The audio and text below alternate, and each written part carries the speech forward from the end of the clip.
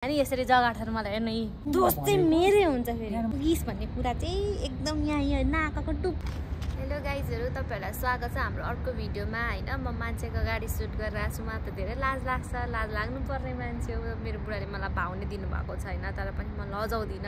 यस्ता भाउ नदिने मान्छे भए पनि मलाई भाउ दिन धेरै छन् भन्दै उहाँ कति मुसु मुसु हाँस्दैछ। यहाँ हेर्नु हेर्नु नाकमा पिम्पल आइसक्यो हाँसेर। धेरै अब नहाँसे जस्तो गरेको नाटक गरिरहेको छ कि थाहा छ मलाई सबै कुरा, एक्टिङमा छ।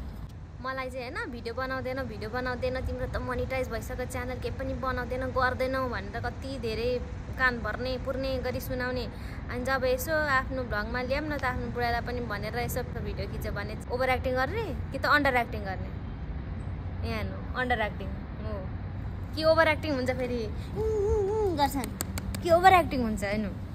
अनि कसरी बनाउँछ त मान्छेले, कसरी वातावरण होस् त उसले भिडियो बनाउनको लागि सक्छ त बनाउने हो नि जस्तो कसरी बनाउने म चाहिन्छ भ्लगमा मलाई चाहियो। सँगसँगै मलाई इन्करेज हुनु पर्यो। म क्यामेरा अगाडि ल्याएर छु हट गर्छ त्यसरी मजा आउँछ त भ्लग बनाउनु। त्यो पनि बुढाले अरूले गर्दा ल ठिकै हो, ल यसलाई मजा लागिरहेन। जो मान्छे आफै मलाई उफार्ने कि बनाउनु पर्छ है बनाउनु पर्छ भन्ने, आफू पनि सँगसँगै त्यस्तै क्षेत्रतिर लाग्ने। अनि मैले चाहिँ त्यो क्षेत्रमा अलिकति अगाडि बढाएर बुढा भनेर यसरी अनि यसरी जग्गा ठाउँ मलाई हेर्नु देख्नुहुन्छ होला नि। मैले केही गरेको पनि हुँदिनँ। अनि उल्टै कताबाट त्यो कनेक्सन ल्याएर घुमाएर त्यो गल्ती चाहिँ दोष चाहिँ मेरै हुन्छ, दोष चाहिँ मेरै हुन्छ। फेरि रिस भन्ने कुरा चाहिँ एकदम यहाँ नाकाको टुप्पोमा जुन पिम्पलको पनि माथिको यो टुप्पो छ नि त्यहाँसम्म छ रिस भन्ने कुरा चाहिँ। यो पिम्पलको टुप्पोमा कस्तो रिसाइसकेको हेर्नु त, हाँस्दैनन् फेरि। अब भिडियो बनाउने वातावरण छ त यसरी क्यामेरालाई हातले हटाएपछि